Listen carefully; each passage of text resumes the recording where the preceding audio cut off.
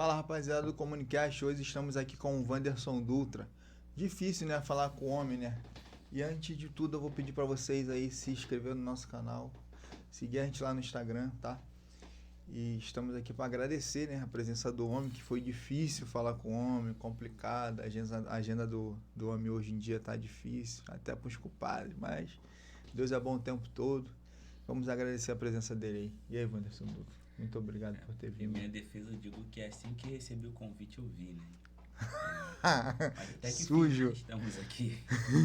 Tá, então vamos às curiosidades, tanto minha, né, quanto do pessoal, e vou fazer umas perguntas aí, você responde de acordo com a tua... Eu já tô sentindo que vai vir muita pergunta aí. Não, são poucas. Pô, sabe a minha curiosidade mesmo, que é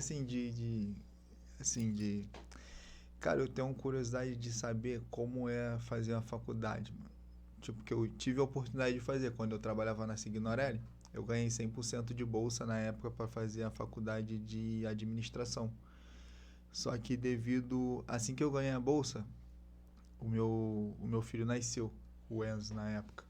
Eu não pude fazer essa faculdade, a tão sonhada faculdade. E no caso eu ia fazer, tipo, de graça no caso, né? Que eu só trabalhava na empresa, ia ser 100% bolsa. Eu trabalhava na empresa e eles ofereceram a bolsa e eu não pude aceitar na época por causa de família, né, cara? Com filho e tal, eu tinha que fazer outras correrias, porque trabalhando, eu trabalhava lá na Signorelli e no caso eu tinha que trabalhar também de noite para fazer uma renda extra, né? Que eu trabalhava entregando pizza na época. Aí, assim, eu queria saber como é que é fazer a faculdade normal, sem ser bolsa, fazendo uma prova, como é que foi pra tu? Sim, então, eu já venho tentando fazer a faculdade tinha um tempo. Primeiro eu comecei experimentando o Enem, porque como a gente sabe, hoje em dia a porta de entrada para o ensino superior ainda é o Enem. Alguém esqueceu de fechar essa porta, então vamos aproveitar, né, a galera que está estudando, que é uma das portas de entrada. Então, você faz uma boa prova, tira uma pontuação legal, aí você vai ver a partir daí qual curso você consegue com aquela nota específica. Entendi. E quando que você falou assim, pô, mano, eu vou ser psicólogo, ou você... Assim, que Deus tocou no teu coração, ou alguém falou, ou alguém te motivou? Sim. Então, na verdade, não foi a minha primeira escolha de ensino superior fazer psicologia. A gente fica numa escolha de querer dar certo na vida. Então, a gente pensa o quê? Eu vou dar certo na profissão que é mais remunerada, numa profissão que eu vou ter mais chance, mais vagas no trabalho. Então, a gente escolhe um pouco mesmo pensando na parte financeira. Então, no desenho que eu fiz na minha vida naquele momento, eu decidi que o curso de Direito seria uma boa opção. E aí eu fiz essa escolha por começar a fazer a faculdade de Direito, tinha todo um plano já arquitetado do que eu queria para mim. E aí chegou um momento que eu parei e refleti. Nós estávamos no primeiro período ainda, estudando lá em Santa Cruz, sai daqui, pegava, Meu Deus. na época a Avenida das Era o Américas 882, estava 882, 862. 882 ainda na época, não tinha BRT, pegava aqui Cheinho, direto, né? aquela serra, enfim, chegava lá no centro de Santa Cruz, aí eu me perguntava assim, o que eu tô fazendo aqui, né? Então as aulas não estavam, as aulas estavam fluindo, era uma matéria que eu também gosto um pouco do direito, mas eu tive que parar e refletir, fazer uma escolha, se aquilo ali eu ia querer da minha vida dali pra frente. Então eu sempre quis trabalhar na área da saúde. Comecei trabalhando no posto de saúde, como agente comunitário, assim, e eu gostava da área da saúde. E minha mãe sempre dizia, ó, meus filhos vão trabalhar de branco, e pra gente na família, né, trabalhar de branco era um status. O doutor da família. Minha mãe sonhava com isso, então isso influenciou um pouquinho na minha escolha, e eu tive que escolher pelo amor. Eu até recomendo até essa opção, quando alguém tiver que fazer, escolhe o curso que você se imaginar trabalhando, porque a faculdade ela é difícil, estuda bastante, muito trabalho para fazer, muita entrega para realizar, muitas horas de aula. Muito livro para comprar ou muita xerox para tirar? Se quiser comprar o livro, né, 500 páginas lá, 500 xerox, vai economizar tirando xerox, mas é muita coisa. E perguntou sobre como é que foi, né, estudar, assim, começar a faculdade. E eu digo que cada um teve uma experiência diferente. Eu fiquei 10 anos, que eu concluí o ensino médio, fiquei 10 anos fazendo outras coisas da minha vida, quando eu parei e decidi estudar. Aí eu tive um tipo de experiência. Fiquei meio receoso de chegar lá, encontrar o pessoal mais velho do que eu, não me adaptar à turma. Eu tinha 26 anos quando eu comecei a faculdade, já me achando velho, né? E tinha pessoas na minha turma lá, de 17 a 67 anos de idade. Caraca. Então essa foi uma experiência bem, bem E você interessante. se achando velho com 26. Me achando, eu tinha até um plano, né? Meu plano era o seguinte: eu vou entrar na sala de aula, o que eu não entender, eu vou anotar tudo, e dali eu vou correr para a biblioteca para tentar Repassar, né? repassar, aprender o que foi passado em sala de aula, com medo do meu aprendizado estar atrasado em relação à turma. E assim eu fui fazendo. Então, nos primeiros períodos, fui tirando sempre nota alta, 8,5, 9,5, 10. Tô bom. Eu fiquei me surpreendendo, né?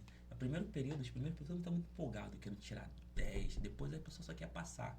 Então, temos que ficar também de olho nisso, né? A gente vai perdendo um pouquinho a qualidade.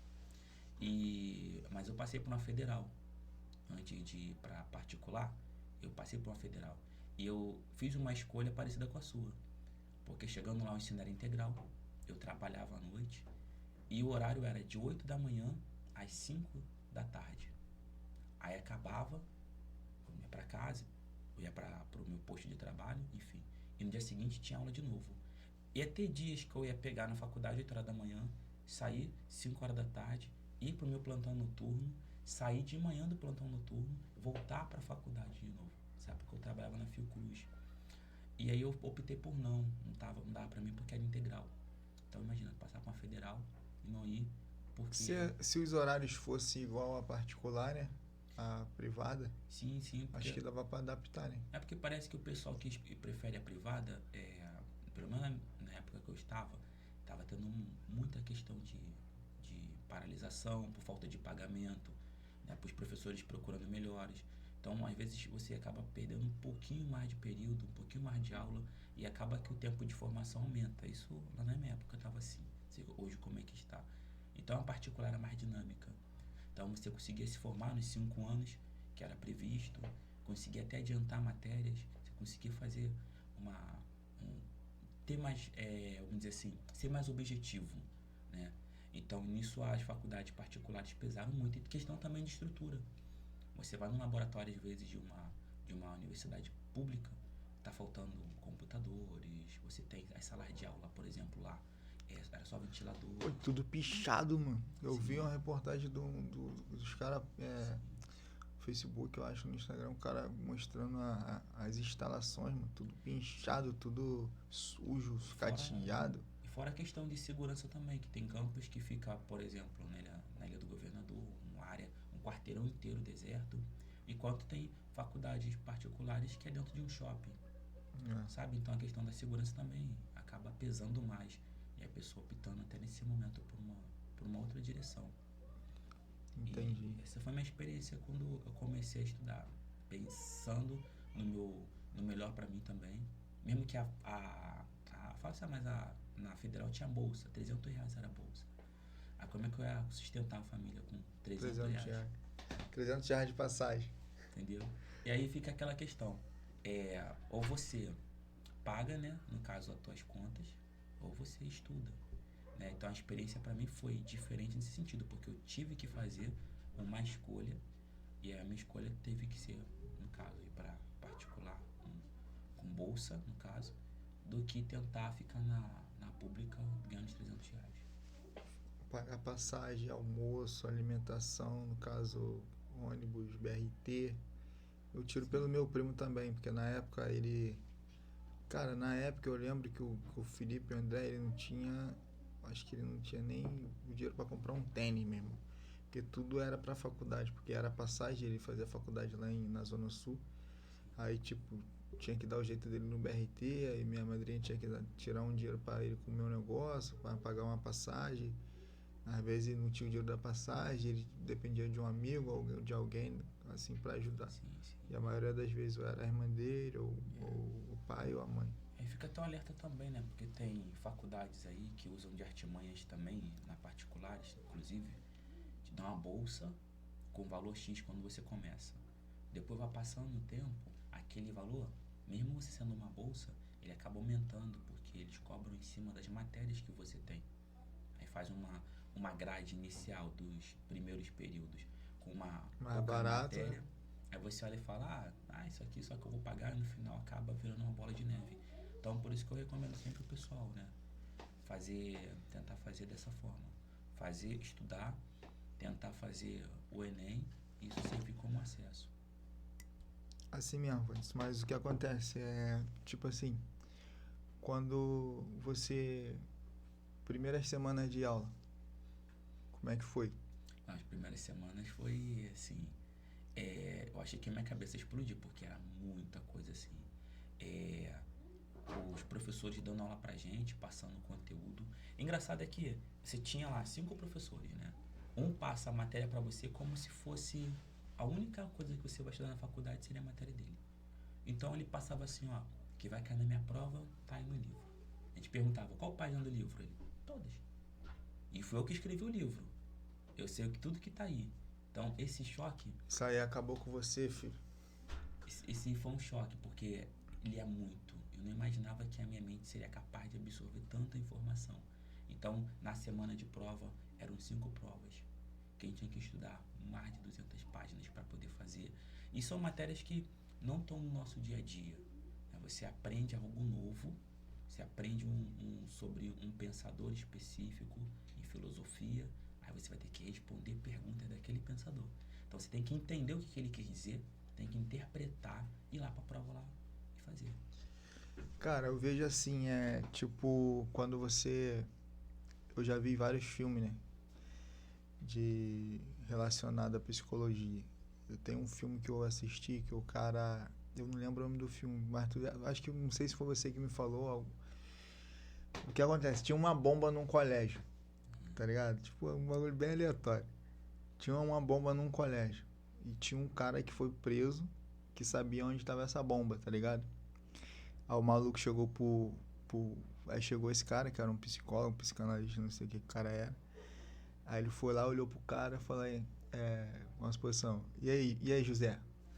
Aí chegava pra ele, e aí, a bomba tá lá no Gardênia? Aí ele, tranquilão. A bomba tá lá no Recreio? Tranquilão. A bomba tá na Cidade de Deus? Cara, tranquilo. Daqui a pouco, quando o cara falou, eu tô ligado que a bomba tá lá no César Maia. Quando o cara falou assim, ele foi e levantou a sobrancelha. Aí ele foi, já saiu da sala, já, irmão, vai lá no César Maia que a bomba tá lá. A bomba tá lá, procura lá que tá lá, tá doido. E o advogado do Detran falou, meu cliente não falou nada. Ele não falou nada, mas Aí, tá lá. não precisou falar. Isso daí é porque ele leu a chamada microexpressões, né? Acho que é Light to Me, o primeiro episódio. Acho que não tá nem mais na... Qual o nome da... Light to Me. Light to Me? Engana-me se puder. A gente, aqui na faculdade, não existe uma ciência que comprove exatamente isso, né? Mas a gente acredita que existem umas expressões que são universais. E ele fala muito isso nesse episódio. Que você, sem querer, você transmite uma microexpressão que um olhar treinado percebe. Então, o que ele percebeu ali? Quando ele disse que estava em um lugar específico a bomba e estava naquele lugar, ele respondeu assim para a pessoa, tá furado. Tipo assim, esse levantar de ombro é incerteza, tá? A pessoa pergunta assim, sabe se vai chover no feriado? Aí você responde, claro que não. Isso já é da gente, algo que nós carregamos. Automático. Então, se a pessoa não precisa acreditar, mas tem alguém que acredita, que analisa as pessoas assim, e isso para ela é muito claro na hora dela conversar e desenvolver alguma coisa. Eu gosto de dar o exemplo do vendedor de carro. Ele tá ali te mostrando um carro, olha, esse carro aqui é bom, motor 2.0, e você tá ali olhando. E ele tá te acompanhando, ele tá vendo aqui, ó, como é que tá a tua linguagem corporal. E aí ele tá falando assim, olha, esse carro aqui é um motor 2.0, vai de 0 a 100 em tantos segundos, é banco de couro, reclinável, teto solar, e tu tá olhando o carro e tá gostando, ele tá vendo que você tá gostando. Aí ele fala, olha, ele custa 50 mil. Quando ele fala o valor, aí você cruza o braço. Ele percebeu que aqui você ficou na defensiva. O que te deixou na defensiva? Não foi o teto solar, não foi o banco de couro. Foi o valorzinho. Foi quando ele chegou no valor. Aí ele percebeu, ele já vira. Ele fala assim, olha, mas você pode dar uma pequena entrada e parcelar o restante. Porque aí ele vai te convencendo a você. Aí aos poucos você vai relaxando. Ou seja, tu sem falar nada. Tu já falou pro vendedor que você adorou o carro, gostou de tudo que tem ali, só o preço Que tá salgado. tá salgado. Entendeu? É isso. As pessoas que sabem ler microexpressões hoje, elas estão um passo à frente das que meio que não acreditam, né? No que tá rolando. Mas assim, o que eu vejo também sobre isso, tipo, sobre fazer a faculdade, sobre você ser pobre, sobre você não ter a condição, que esse Enem, FIES, essas coisas deu muita oportunidade, né, pro jovem, tanto pardo, negro, acho que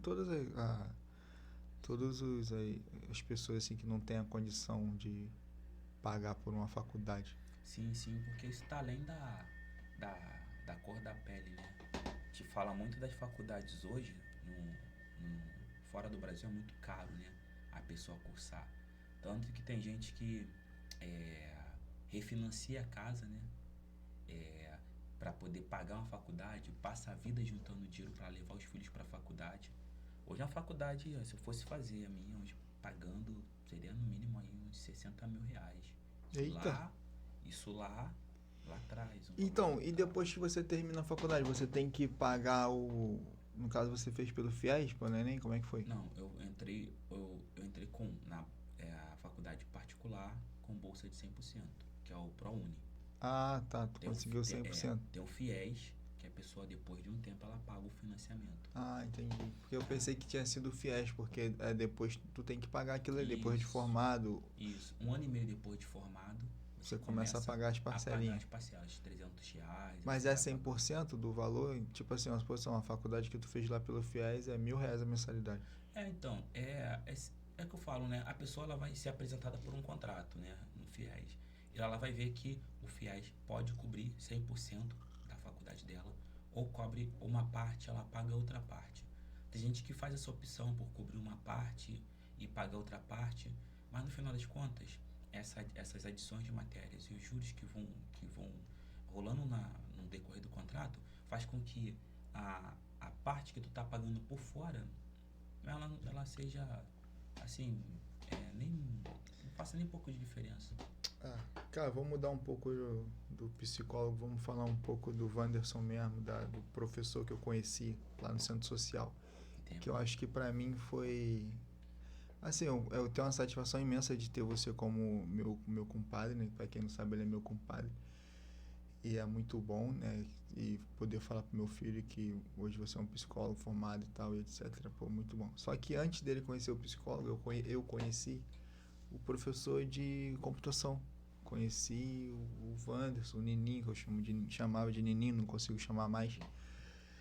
Assim, como era pra você, cara, dar aula para os jovens, né, de informática aqui dentro da comunidade, no centro social, naquela situação, naqueles anos que foi? Como é que foi pra você? Como tu comentou do apelido Nininho, quando me chamam de Nininho eu já sei, isso daí me conhece lá Dos 20 anos. Isso, então assim, a galera que me chama de Nininho, Wanderson, Dutra, fica à vontade que eu não tenho nenhum problema em relação a isso. Mas quando tu falou do centro social, né, a gente tinha uma vontade de mudar o lugar que a gente morava, né. Meu padrasto, ele abriu um centro social em 2002, aqui. 6 anos depois de estar por aqui, já tinha uns trabalhos que ele fazia na Cidade de Deus, lá na escola de samba Luar de Prata.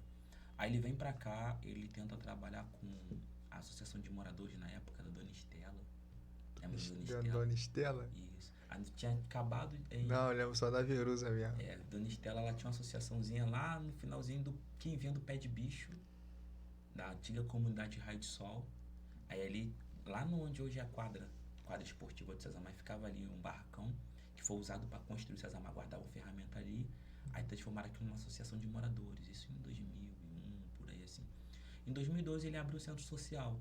O centro social, diferente da associação, tinha essa visão de desenvolver a comunidade de alguma forma.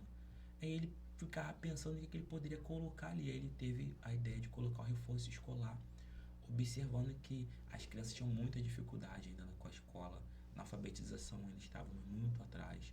Ele abre um centro social por conta própria, aluga uma casa, pede professores voluntários na época para ficarem dando aula e começa a comprar lanche para as crianças do próprio bolso, tirando a aposentadoria dele. E nunca vimos nenhum apoio, né? Nenhum apoio. Hoje eu olho para... Tu fala apoio governamental, né? Do estado, do município, nada. Exatamente. Não. Ele abriu o centro social em 2002, faleceu em 2013, ele não viu o projeto dele tendo um apoio, sendo abraçado. Porque também é muito pela área que a gente mora, né? Que a gente desenvolveu nosso projeto em Vargem Pequena, uma comunidadezinha, enquanto outros lugares que têm uma visibilidade maior conseguem abraçar. Mas isso aí é a quantidade de votos, né? Aqui na época, em 2000 e pouco, não tinha uma quantidade de votos que tem hoje. Acho que quanto mais votos você pode agregar dentro da comunidade, mais projeto você vai ganhar. Então, acho que não tinha, no meu ponto de vista, eu acho que não tinha esses apoios que hoje tem. Sim. Porque não tinha uma quantidade grande de votos. Hoje somos, sei lá, 30 mil moradores. Em 2005, éramos quantos moradores? 2005 nós chegamos aqui em 96, 2.400 residências, cerca de uns 7 mil, 8 mil moradores. Então hoje nós somos mais de 30 mil. Vamos pegar esse mesmo raciocínio, né? Temos hoje aqui 30 mil pessoas na nossa área aqui. Se for abraçar outros lugares, podemos chegar até 120 mil, se arrastar até a Vargem Grande, juntar a Vargem Pequena, outros condomínios, Camorim, toda essa área das 120 mil. Muito mais do que na Cidade de Deus. Pegando o quadrado ali, Cidade de Deus. Se tu pegar só o karatê ali de ponta a ponta.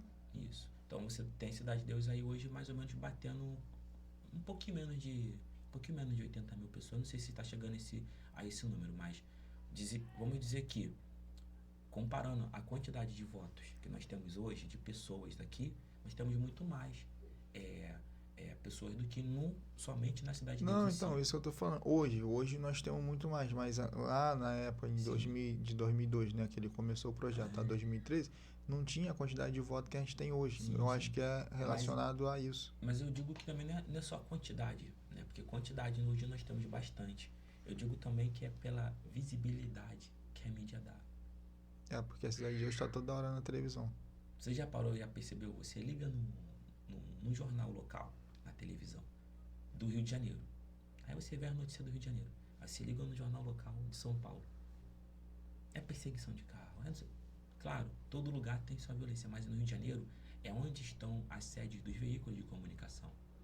Então, às vezes, parece que a mídia quer dar uma visibilidade maior, porque eles estão alocados aqui. Senão, se a notícia for toda de outro estado, eu tenho que me mudar para aquele outro estado. Então, parece que é interessante que alguns lugares sejam violentos, né? Eu digo que a violência coloca algumas comunidades na mídia. E isso pesa quando um patrocinador olha para um projeto e fala: isso aqui é da onde? A comunidade Vargem Pequena. Nem sei onde que é Vargem Pequena. Isso aqui, a Cidade deles. Conheço lá do filme e tal. Toma aqui.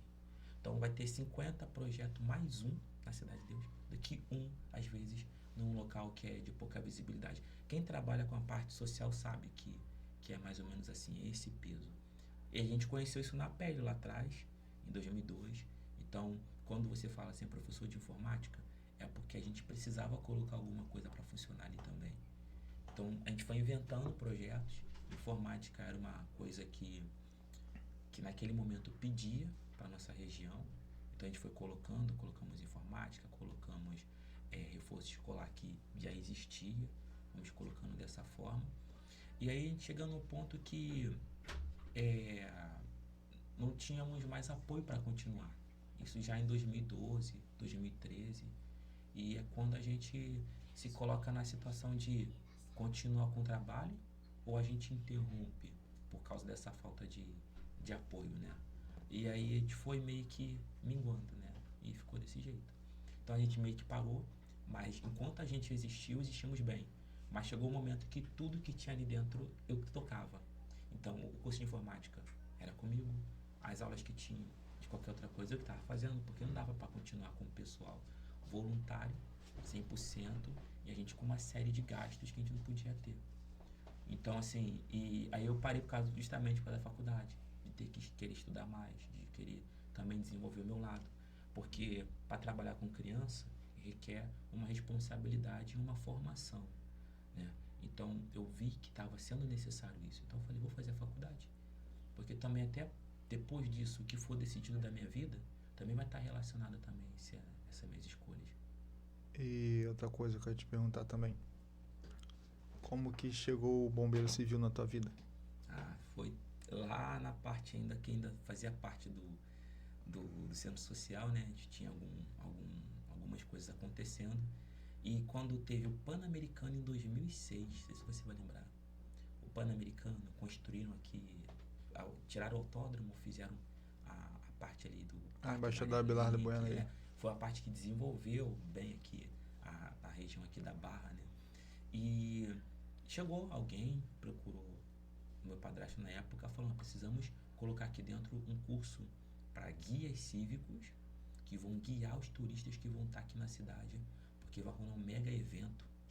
Então nós precisamos dessas pessoas. Aí fizemos na Guarda Municipal. Usamos as salas da Guarda Municipal. E ali os jovens ficaram tendo aulas de turismo, de história, essas coisas. Isso foi na época do seu Ernélio, não, né? Seu Ernélio. Sim, da Guarda, né? É, o seu Ernélio era o bichão, sim, ele que cedeu lá o espaço pra gente poder usar. E aí, depois disso, assim que a gente começou a cadastrar as pessoas que queriam fazer o curso de guia, aí, isso foi em 2007, né? 2006. Fica lembrando muito da data, não. Diz que a data te dá a tua idade, aí não é bom. Não, mas... E aí, o que acontece? Aí, depois veio a questão de temos que ter bombeiros. Bombeiro civil, no caso, brigadistas. Isso lá no PAN. Isso no PAN. Aí veio uma parceria com o Senai, que fez a parte de formação da gente, com a Secretaria Nacional de Segurança Pública. Então a gente ficou estudando na ativa lá no prédio da Senai. Foi a primeira vez que o Senai fez um curso de formação nesse sentido. E aí a gente estudou lá durante um tempo, acho que foi um mês de aulas teóricas, e depois mais um mês de aula prática, indo lá para Guadalupe, treinando lá direto. E aí teve uma prova para tirar nosso certificado. E aí tiramos o certificado e fomos colocados para trabalhar no Pan-Americano. Engraçado que o nosso alojamento era no mesmo lugar do que a Força Nacional. E aí... Tirou onda, hein, pai? Chegávamos lá, Força Nacional. Pô, vocês que são os brigadistas aqui que vão ajudar a gente no evento, são de nós e tal. Novinho. Tem a foto aí, magrinho. E aí, e engraçado é que a gente descobriu que nem todo mundo da Força Nacional é policial, sabia disso? Não, é ex-militar, né? Tipo, do exército? É um negócio assim?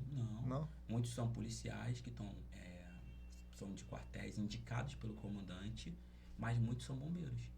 Também. Não sabia não. Pô, pensava que era ex-militar, tipo paraquedista ou comando, algo do tipo. Eles até falavam pra gente assim, olha, você acha que nós, daqui da Força Nacional, temos mais capacidade de invadir uma comunidade do que os policiais daqui do Rio? Eles estão na rua todo dia, eles sabem o dia a dia. Nós não, nós somos de quartéis, na nossa cidade, eu sou do Rio Grande do Sul, o cara falou lá, né? Sou do Sul, lá não tem essas favelas que tem assim, que a gente coloca a gente aqui, porque a ideia na época era que a Força Nacional fosse pacificar, fazer um montão de coisa, né? Que realmente não foi um desvio da função, da finalidade do cargo deles. Mas muita curiosidade. E aí eu comecei com o trabalho de bombeiro civil no Pan-Americano, achei legal e eu escolhi a profissão mesmo, bombeiro civil, porque eu me identifiquei. E daí foi tudo que eu fui construindo na minha vida, foi a partir daí, de quando eu estava na brigada de incêndio. E daí, quando você saiu da brigada, tu foi trabalhar onde? E aí eu saí, ficaram, a Secretaria Nacional de Segurança Pública ficou de mandar nossa documentação, que até então era uma carteirinha que os bombeiros emitiam, essa carteirinha nunca chegou, né? E depois que essa carteirinha não chegou, a gente falou assim, temos duas opções, continuar esperando ou tentar tirar novamente no bombeiro normal, como se fosse qualquer outra pessoa.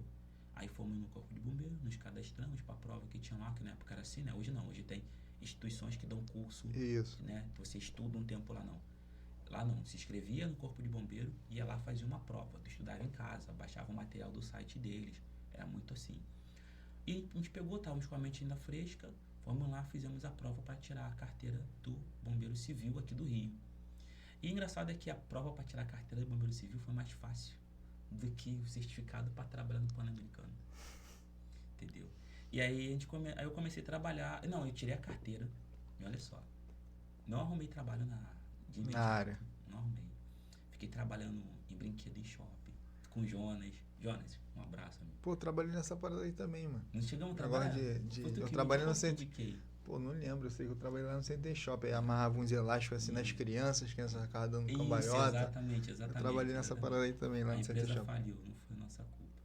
E aí, o que acontece? E aí, nessa época, eu ficava trabalhando no shopping, né? E via o bombeiro passando e falando assim, caramba, eu tenho uma carteira, né? Eu tô aqui, tava também no brinquedo lá, não sei quando é que a gente ganhava na época. Pô, isso aí dá uma raiva do caraca. Você, tipo assim, hoje eu tenho um curso técnico em mecânica industrial. Trabalhei muito tempo com gás natural, trabalhei muito tempo, o último trabalho agora foi na água, trabalhando de operador volante. Cara, quando eu passo assim, eu vou em algum prédio, alguma coisa assim, que tu olha a instalação do prédio, a tubulação, que tu olha assim, cara, meu Deus, isso aí não pode ter sido um técnico que fez isso aí, não. Um gigato, um negócio mal feito. Tu olha a tubulação frouxa, os outros reclamando, falei, caraca, mano, tem cada profissional que tu olha assim, meu Deus do céu. O que é operador volante? O operador volante, ele... Cara, faz muita coisa no operador volante relacionado à água, assim, vamos supor, tá um vazamento de água lá igual hoje tem um vazamento de água lá na barra. Então, uma notificação aí que eu tenho aqui no grupo, que precisou fechar uma parte da água da barra. Então, o que a gente faz? A gente fecha a água ao máximo, reduz ela ao máximo, pro pessoal da manutenção fazer o reparo. Entendeu? Tipo... a maioria da tubulação é de 600, tubulação bem grande, de 200, de 300, é maior, de 400, aí até tu conseguir fechar aquilo ali. Então o volante que tu fala é pesado, é um volante mesmo, igual o de carro. Entendi. Agora entendi. Pra tu fechar a água é pesado pra caramba, aí você, por isso acho que é esse nome aí relacionado ao operador volante, a gente fechar a água ali também. Aí, então quando a gente fica sem água... que vai lá fechar. Foi o operador volante que fechou, o Moisés. Foi o Moisés. Tá dando o nome foi o Edson. Quem fechou? Foi o Moisés, foi o Edson. Foi o João. Uma boa causa. E aí eu ficava frustrado de ver a galera ali passando, trabalhando ali e tal. E outra coisa também, né? Era outro tipo de profissão, era outra área. E eu fui trabalhar na loja americana. Em 2007. Eu lembro da calça azul, bota preta. Isso, ali foi... Aí aumentou mais a minha frustração, eu ficar chateado, porque era um trabalho um pouco pesado, né? Tinha hora pra pegar, não tinha hora pra largar, dava 10 horas. Fechava o nosso caixa e falava, ó, os homens... Chegou um caminhão pra... caminhão pra descarregar. E aí era 1, 2, 3 caminhões, e aí a loja americana dali, né? Desse shopping de grande. E a hora extra era o bicho, né, Vans? Até 3 horas da manhã trabalhando, hora extra. Não tinha, não pagava hora extra, era banco de horas. A primeira 3 meses de experiência, eu fiz tanta hora extra que eu tive que ficar 10 dias em casa pra compensar.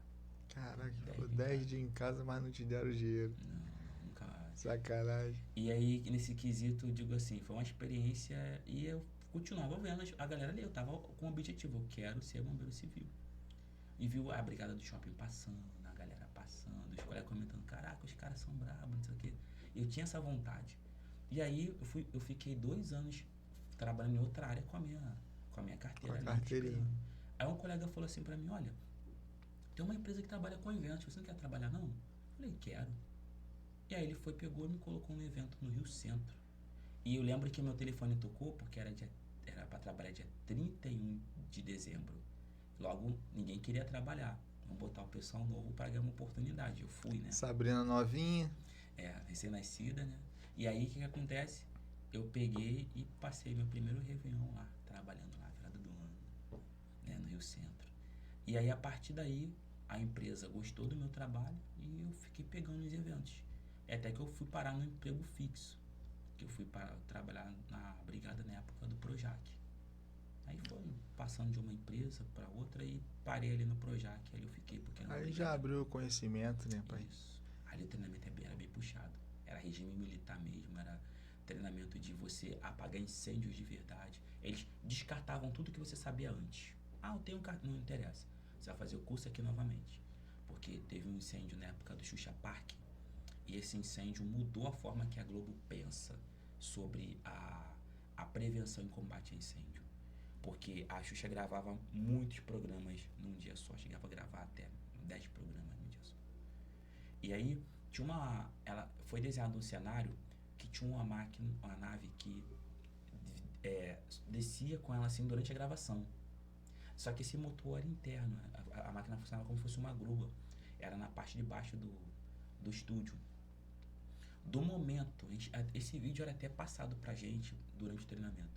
Do momento que a gente viu o incêndio, percebeu lá o fogo, até a hora que transformou aquilo ali no incêndio real, foram cerca de 1 minuto, 1 minuto e 10. Então eu imagino que cheio de criança tendo que ser evacuado, muitas ficaram gravemente feridas.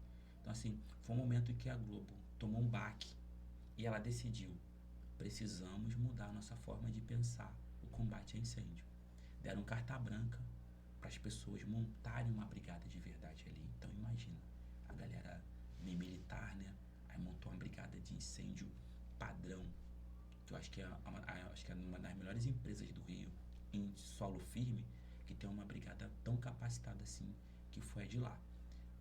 Que as demais trabalham em plataforma, é outro treinamento, é outras coisas, mas em terra. Porque lá também tem muita coisa inflamável, né? O negócio é... Sim. Madeira, muita madeira, sim. Plástico. Tu tem um estúdio sendo gravado, tu tem cortinas, você tem velas próximas, então a atenção ali redobrada. E por ser cenários de madeira, né? Quem tiver aquela casa na televisão acha que é concreto. Só a frente, não, né? Não, é tudo madeira. E pega fogo muito rápido. O último que a gente atendeu foi o da cidade de Gabriela, na época da novela que tava gravando. Ou era pra ser um incêndio pequeno num quartinho, só que madeira velha, cidade, vão reciclando na cidade, mas a madeira vai passando de uma para outra e ganhou a grande proporção. Ô Vandes, vamos falar um pouquinho também do Wanderson Trilheiro. Aí vai virando a chave, pô, né? tem que virar, senão a gente fica só, tu tem que entrar no meu bonde, senão a gente para. Não, até com... Você também, e sabe o que é engraçado? Tu participou de quase todas as fases, né? Acho que até nessa época da época do bombeiro lá, em 2007, tu tava fazendo alguma coisa, o Edson tava também. Edson Solano? Pô, antes. É muita coisa. Eu não lembro, é muita coisa. Muita história. Não, antes de tu contar do trailer, eu vou contar uma cena tua lá de casa. Lá em casa, pô. Aí eu morava numa república, eu tinha uma casa, eu tinha perco com minha mãe, eu comprei uma casa pra mim. Sim. Com a casa... Aí morava eu, Chicão, Ricardinho, Giovana era casado. Eu, Chicão, Ricardinho, Celso e Marquinhos. Nós 5 morávamos lá. Aí eu vindo na rua, encontrei esse daí chorando. Revoltado da vida. Revoltado da vida, chutando latinha. Revoltado da vida, tinha saído de casa, gente, não faça isso. Saiu de casa triste, chorando. Eu falei, qual foi, mano? Eu saí de casa, minha mãe, não sei quem brigou comigo. Sim. Não, a minha mãe, no caso, né, ela sempre prezou pelas coisas certas. E eu aprendi desde pequeno que se eu estivesse errado, ela não ia me apoiar só porque ela é minha mãe, não. Então, assim, adolescente erra demais, fazia muita coisa, assim, impensada, né? E aí ela me ensinou uma lição muito boa, que, olha, não importa o erro que você está cometendo, eu vou te apoiar. E a nossa relação era sempre isso, né? Um pouco nesse sentido, pesava um pouco a mão, né? Mas aí eu fora de casa, andando pela rua, encontro contigo, você me dá abrigo na República, né? Abrigo? Não foi bem abrigo, não. Eu falei, pô, pode morar aí, mano. Aí tu falou, aí tu ficou, né?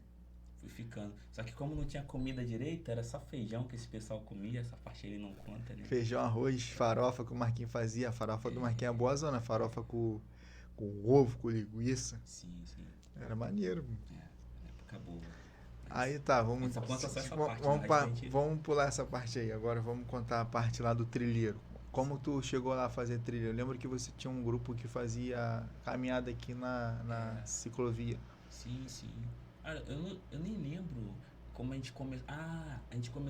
A gente começou a correr, porque por nada, igual a história do Forrest Gump, né? Ele tá correndo, por que tu tá correndo? Ninguém não sabe. Não sei, cara, tô correndo. Eu comecei a correr também, e aí as pessoas começaram a perguntar, tá correndo por causa de quê? Correndo por causa de quê? Eu tive que inventar alguma coisa. Eu falei, vou fazer uns concursos aí, vou dizer que eu tô treinando pra um TAF da vida. E aí vem Blá Blá, que começou a correr com a gente, né? Emagreceu 11 Blau, quilos. blau. Fez maratona e tudo, mano. Eu Isso, lembro, né? em forma, né? 11 Caraca, quilos. mano, ele era gordinho, ficou magrinho. Agora tá igual uma bola de novo. Né? Mas perdeu peso com a gente. Não, mas agora ele não pode correr, não. Ele teve um probleminha aí, foi fazer uma cirurgia. Ficou internado acho que uns 15 dias. Internado ou mais. Acho que deu alguma coisa no sangue dele lá, sei lá, uma veia, deu algum problema, ele foi internado.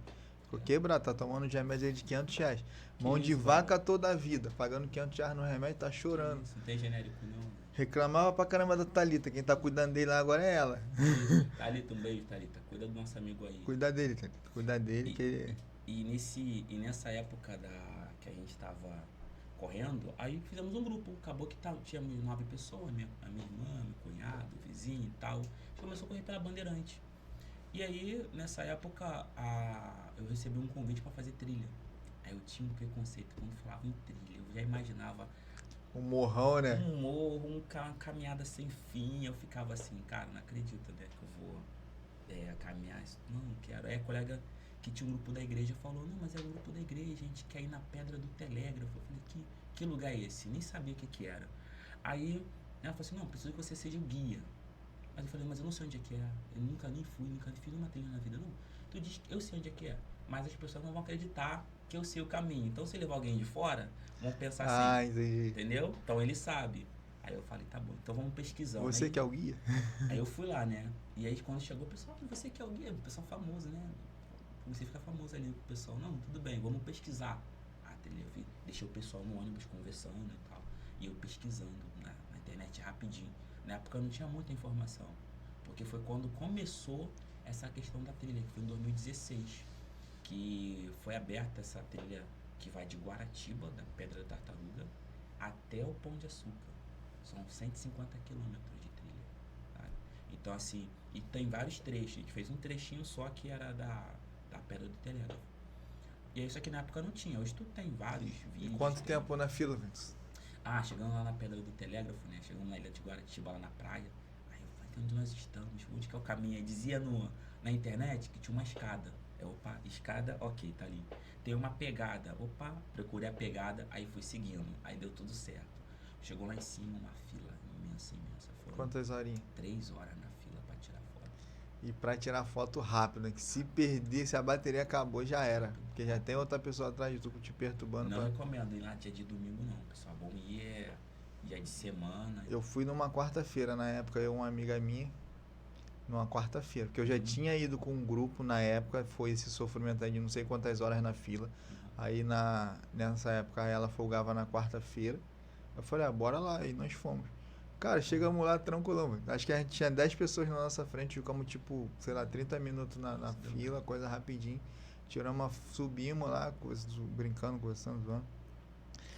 Aí foi lá, ela tirou foto, aí tem um cara lá que fica tirando foto e cobra, né? Um valorzinho simbólico lá pela foto. Na época tava 20 e pouco. 25. Não, acho que foi R$10, eu acho, né? Dia de semana é mais barato, cara. Tá vendo?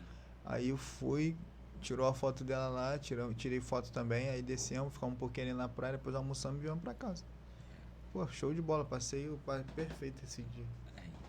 Pra mim também, assim, mas tinha 80, na toa tinha 10, né? Tinha 80 na minha frente. E cada um tirando 3 fotos, aí vai acumulando. Isso, aí tu multiplica, não dá bom. E dá aí, margem. E aí, quando eu fiz a trilha nesse dia, eu comecei a sentir, assim, um cansaço que eu não tava mais sentindo nas corridas. Perna doendo, descendo, sentindo umas coisas. Eu falei, que isso? Um tempão que eu não sinto a musculatura puxar, do jeito que tá puxando agora. Aí, o que eu fiz? Chamei meu grupo e falei assim com eles. Galera, eu fui fazer uma trilha com o pessoal da igreja. Trilha? Que é isso aqui? Bora fazer? Aí levei meu grupo de corrida pra fazer. O pessoal gostou, achou legal, porque fez um esforço físico muito bacana e chegou lá em cima, tem uma paisagem que recompensava. E acabou sendo uma coisa que variava, porque só ficar correndo aqui na Bandeirante, o pessoal não estava gostando muito. E aí o pessoal se empolgou. Aí na primeira vez que eu falei que ia fazer a trilha, no grupo tinha 9 pessoas correndo. Na primeiro dia foi 26 pessoas para participar da trilha. Aí eu percebi, pô, acho que por aqui é o caminho. E aí o grupo foi crescendo, crescendo, crescendo. Aí teve lugar que a gente tava levando já 150 pessoas, já saindo E eu fui da em várias cidade. trilhas. Foi pra Búzios, né? Fui em Búzios, fui na Pedra do Telégrafo, fui na Pedra do Osso, Foi pra Paraty. fui pra Paraty. Eu Teve tenho uma uma foto. Cara, eu Foto tenho uma foto com o Enzo, que essa foto, eu sou apaixonado nessa foto. Eu falei com o Chicão na época sobre essa foto. Chicão, eu quero tirar eu quero fazer essa tatuagem Sim. dessa foto. Filha da mãe não fez a tatuagem que eu mandei a foto pra ele? Agora eu vi. Eu olhei aquela tatuagem uma vez e falei, eu conheço essa imagem, ficou assim na minha cabeça de algum lugar. Ele não fez no braço a tatuagem, cara? Caraca, Eu falei, maneiro. filha da mãe, ele fez a minha tatuagem. Mas bom que ele teve coragem, que eu ainda, tipo assim. Não, eu não tenho tatuagem nenhuma no corpo. Eu nunca gostei desse negócio de tatuagem. Tipo, nunca gostei disso. Aí o que acontece? Eu sempre penso em fazer, mas eu ainda não tive eu ainda não dei o primeiro passo, tá ligado? Igual eu penso em fazer um curso de técnico em mecânica, não. Técnico em eletrotécnica, elétrica. Ou faculdade de elétrica, alguma coisa assim relacionada. Mas eu ainda não dei o primeiro passo, tá ligado? Porque acho que pra tudo assim, você tem que dar o primeiro passo. Quando você dá o primeiro passo, você consegue aquela meta ali. Sim. Se você não der o primeiro passo, você não vai. Igual se eu der o primeiro passo pra fazer a tatuagem, acho que eu consigo. Não é dor nem medo, é o primeiro passo, é a iniciativa. Vai, faz aí, irmão. É quanto? Tem um preço, né, irmão? Então faz aí. Mas eu conheço pessoas que fazem pra mim, tipo, de graça, mas ainda não deu o primeiro passo. Quando transformar isso numa prioridade, vai. Se for uma prioridade, eu penso em fazer, mas aquela foto eu tenho que acrescentar na Tani, tem outras pessoas para acrescentar também que não. A foto fica grande. Aquela foto vai ficar grande. Aí vai dar problema. Entendeu? Quanto mais esperar, mais pessoas para adicionar. Mas não tem problema, a gente adiciona todo mundo. Não tem problema não. E vamos falar do. Ô Vance, vamos falar um pouco do pai Wanderson, pai do Ultra. Rapaz, tu citou aí a questão do. Chega na família, a gente já lembra. Tu lembra logo, né? Assim, poucas coisas que eu digo que eu gosto de ser na vida, né? Que eu aprendi a ser na vida. Tive pouco contato com o meu pai, né? Ele faleceu, eu tinha 6 anos. Aí as pessoas pensam que o meu padrasto, né? Que foi com quem tem uma história mais longa, era o meu pai. Mas foi com ele que eu aprendi realmente, assim, pai, cuidado. Lembro dele indo me buscar na escola. Ele ia me buscar e ia levar, já comprava aquele. Lembra do antigo Fofura? Pô, Fofura tem ainda, pô. No antigo, aquele do pequenininho. O Breno, cara, fica aqui atrás das câmeras aqui, se amarra nisso. Isso. Todo dia ele vem. De repente deve ter até um saco dele, desses coisas aí por aí, cara. Do Breno por aqui. Ele é. Pô, demais. E com ele, eu aprendi, cara, assim, esse significado, né? Eu digo que a gente hoje tem esse amor incondicional, né? De pai, né, Vance? A gente faz por eles coisas. Quando tu vê aquele olhão da Sabrina te olhando assim. A minha filha tá com 16 anos, a mais nova tá com um ano e 3 meses. Eu fico vendo, até hoje a minha filha com 16 anos, eu fico assim, nossa, eu sou pai dessa menina, né? Dessa meninona, meu. Sabrina tá quase 2 metros de altura. Já tá batendo aí uns 70 e pouco de altura. Hoje eu vi ela, cadê teu pai? Tava com a blusa do Flamengo. Oi, cadê teu pai, meu irmão? Aí ela. Sabrina, de verdade, hein? E ela nasceu numa fase que eu tava trabalhando demais, né? Aí eu pensei comigo assim, nunca mais que isso vai acontecer na minha vida. Não vai lembrar daquela parada. Ter um filho assim, trabalhar demais, não acompanhar, né? E eu tomei um cuidado em relação a isso. Eu até falei com uma amiga esses dias, que ela pergunta assim, qual o filme que você gosta? Eu lembrei do Clique, com a Dan Sandler. Aquilo ali é o bicho. Aquilo ali dividiu a minha mente. Aquilo ali faz chorar pra caraca. Meu Deus, não, porque a gente parou no momento do filme, que é a cena que eu mais gosto, é a hora que o filho dele visita ele na UTI. Aí que era pra ele fazer. Eu lembro dessa parada. Que era pra ele ir fazer a. Caraca, depois que tu casa, qual o nome? Lua de Mel. Lua de Mel. Foi essa parte? Isso, foi essa parte mesmo. O cara vai fazer a Lua de Mel e ele fala: Não vou pra Lua de Mel, não, vou trabalhar. Não, vou trabalhar, tá? Não se preocupa não, tua empresa tá boa, os lucros estão lá em cima. E aí ele tava cheio de aparelho, ele falando pra ele que não, tentando responder, mas não conseguia, né? E aí o filho dele sai. Aí quando ele sai, ele levanta, tira os aparelhos todos, tenta ir atrás do filho dele, o enfermeiro fala assim pra ele, olha, o que tá te mantendo vivo são os aparelhos, né? Se se você sair daí você vai morrer. Ele sai, não quer saber de nada. Aí do lado de fora do hospital tava chovendo, ele tentando gritar, filho. Toda vez que ele tentava gritar, a gente tentava gritar junto pra dar força pra ele. Vai, meu irmão! Grita, aí chega uma hora que ele cai, o filho dele vem até ele, pergunta o que tá acontecendo. Aí ele fala assim pra ele, família, as únicas coisas. Família em primeiro lugar. Sim. E a lição também que eu tiro dessa história é que é o seguinte, se tu for voltar no início do filme, você vai perceber que ele recebe um controle, porque ele tá numa vida que ele não acha que é boa.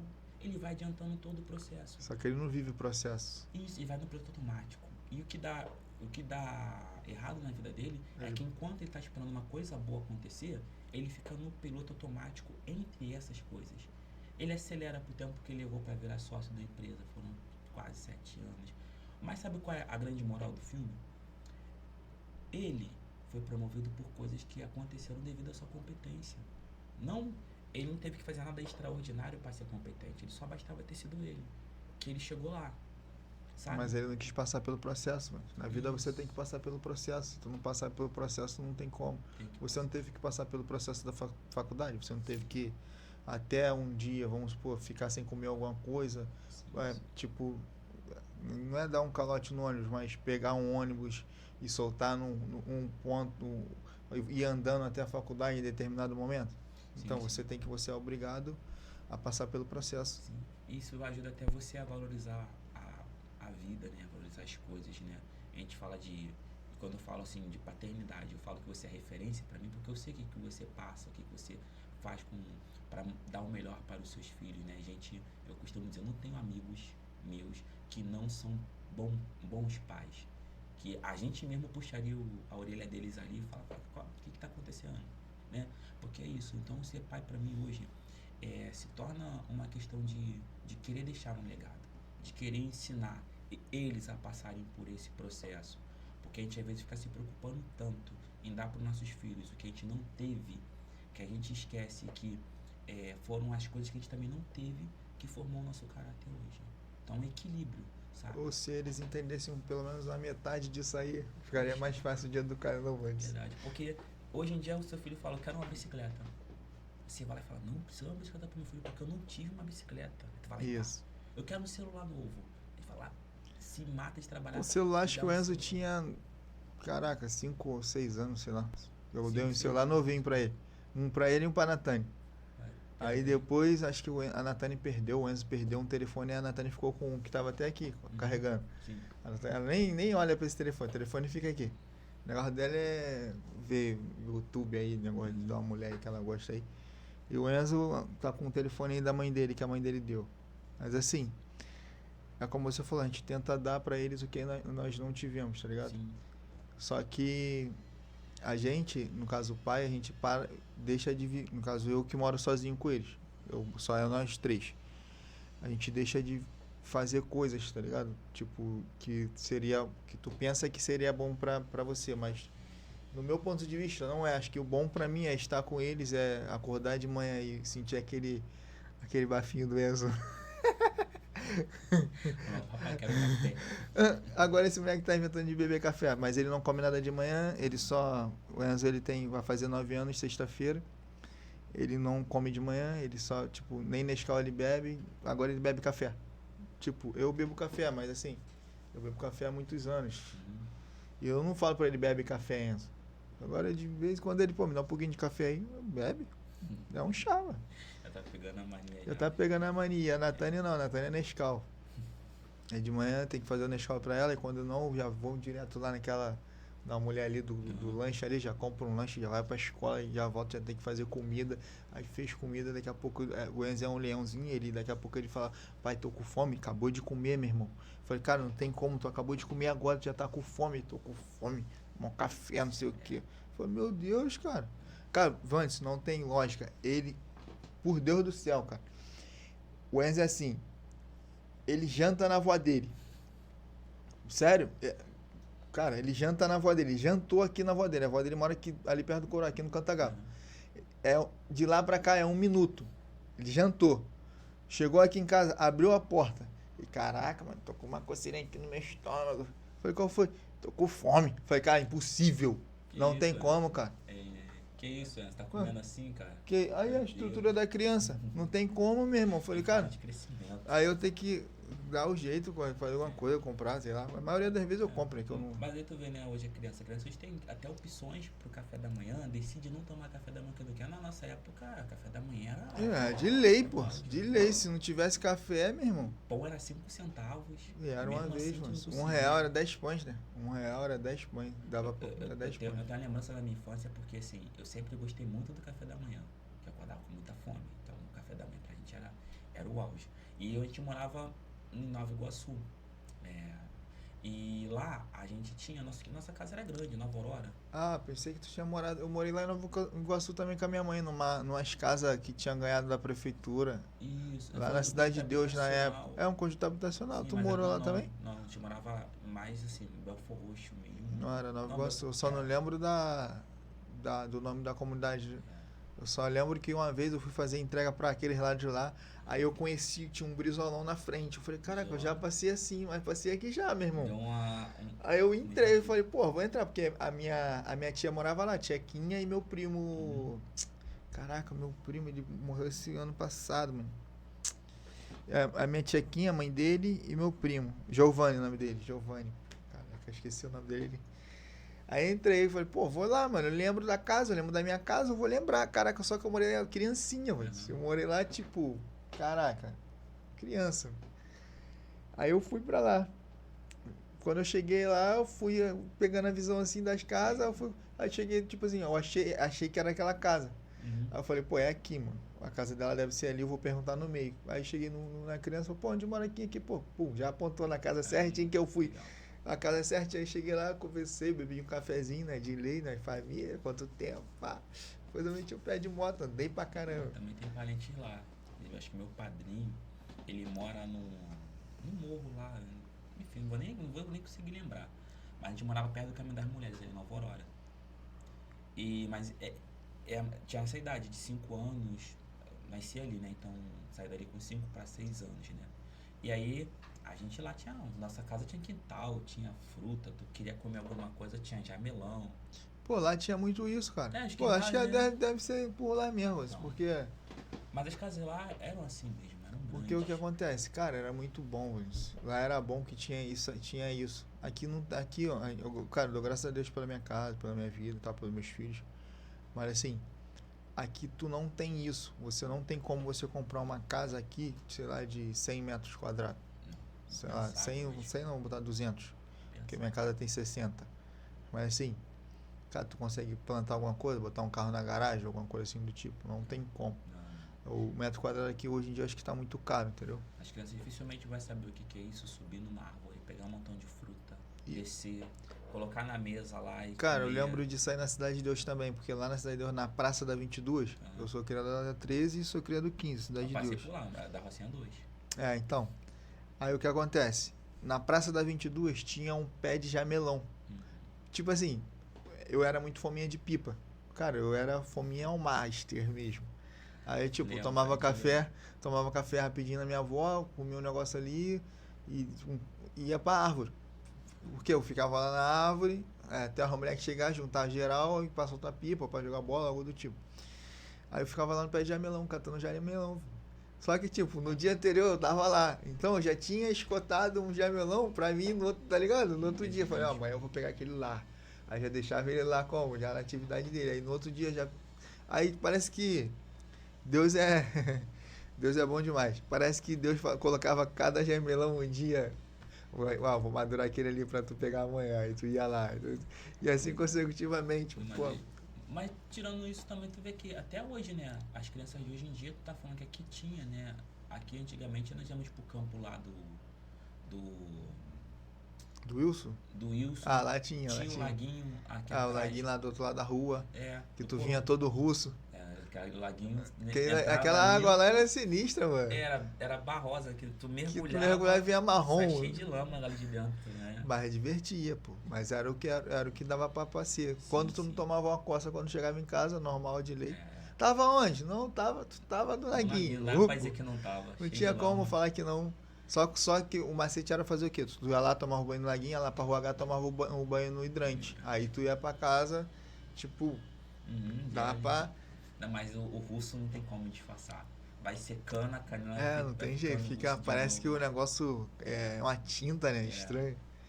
então. Mas as Tentava crianças de meter hoje em dia mesmo. não sabem o que é isso. Acho que a criança nem sabe o que é ali atrás. Tem ou ainda tinha ou ainda tem um laguinho ali. Eu lembro também ali dos peixes ali em frente à escola, que tinha. Aqueles sapos que parecia ficar te assoviando.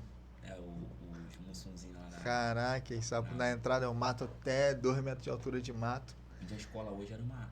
E as pessoas não sabem que hoje, onde é a escola. Onde é a pracinha. Onde é a praça ali, a escola era uma lagoa, né? Tinha os peixinhos e tudo. E até lá perto do CRAS, aí fazer aquela volta ali.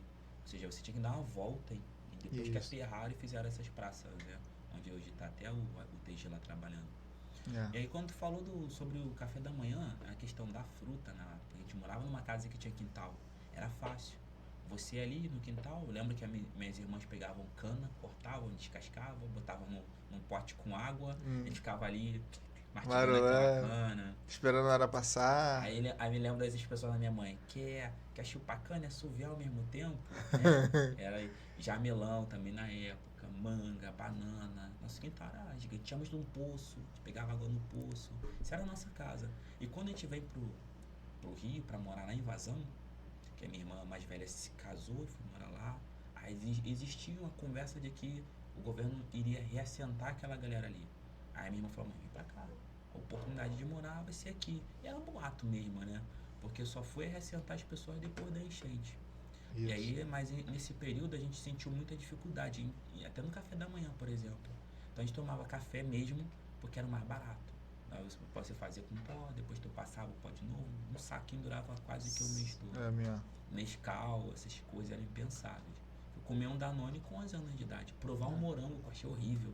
Que nas propagandas que a gente assistia na televisão, né? Pô, morango tipo, pela propaganda parece que é gostosão mesmo. Isso. Até a vitamina mesmo de morango não tem... Não, mas a fruta em si azeda daquele jeito. Se você não colocar um açúcar, um leite, não desce.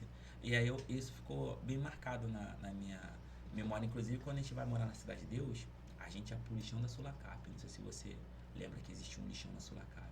Não, eu lembro, só não fui lá. Ir lá para poder achar coisas, assim, a gente vivia procurando, porque trabalho era difícil. Quem tinha trabalho que se segurava. E você ter um rendimento era muito complicado. Então a gente que era criança, não. A minha mãe sempre prezou pra gente estudar. Pela educação, né? Você tá estudando, você não se mete aqui. Mas ela com a minha irmã, cansava de ver elas chegando com coisas que elas iam encontrando pela rua, por onde elas andavam, nos lugares que elas iam. Eu lembro que eu ia numa padaria, ali perto do DPO aqui na Cidade de Deus. Aí chegava Padaria da Rosa, Rosa. É o nome assim, mas tem um depósito, é ali que eu morava ali, já, acho que na da 22 ali, então, pô. Tu sai ali já na 22, na 13. Tem um DPO, tem o depósito de bebida, era a padaria. Agora é a loja de moto. A loja de moto do Douglas. Do outro lado. Não, desse lado aí que tu tá falando, ó. Sim. Você indo no sentido AP. Tem o 18º ali, o negócio da polícia. Sim. Aí tem o depósito de bebida. Aí logo depois era a padaria de esquina, onde hoje é uma loja de moto do Douglas. Isso, e a padaria foi pro outro lado, é isso? Não, a padaria é ali, era ali onde é o Douglas. Era, né, há muitos anos atrás. Então, ficou um negócio de salgadinho ali. Pô, acabou tudo. A gente ali passava na padaria e falava, você tem pão pro porco? Pão pra gente poder levar pro porco? O cara olhava pra nossa cara assim, pão pro porco? Que a gente tem porco. Não tinha porco nenhum, mas era vergonha de falar que o pão era pra gente, vocês. Né?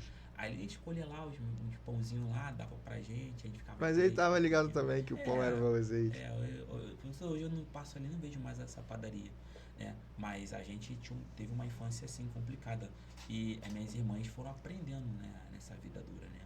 Hoje eu vejo ela criando os filhos dela, a minha sobrinha recebendo, a chefe dela me mandando mensagem elogiando o trabalho dela, porque ela tem uma educação muito boa, sabe?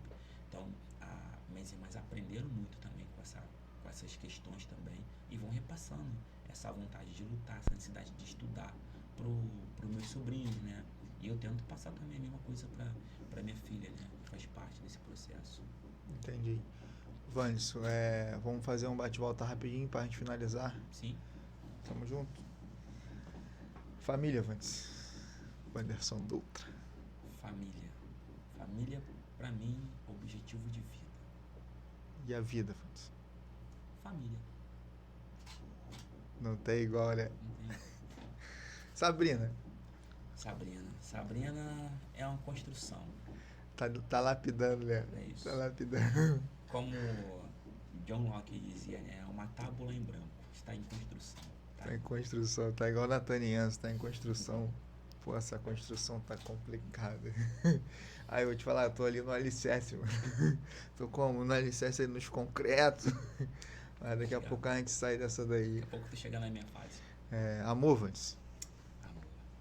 Amor pra mim é pulsão pela vida. Quando você achar que você tá sem aquela motivação, quando você achar que você não tá tendo aquela direção, é porque tá faltando amor. Se você encontrar amor, eu digo pelas pessoas mais do que pelas coisas, né? Você consegue seguir. Porque tem até uma velha frase que as pessoas dizem, não importa qual é a pergunta. Eita. Aí, tô procurando meu amor, tá? Tô brincando. Tá Rapaziada, solteiro, muito obrigado por vocês terem assistido a gente até agora aí. Muito obrigado. Quero agradecer a presença aqui do Wanderson Dutra, nosso amigo, nosso psicólogo, nosso representante da comunidade. Gabriel, vamos fechar. Só apertar aí, Gabriel. Vamos que vamos. Pode finalizar. Tamo junto. Abraço. Se inscreve no canal.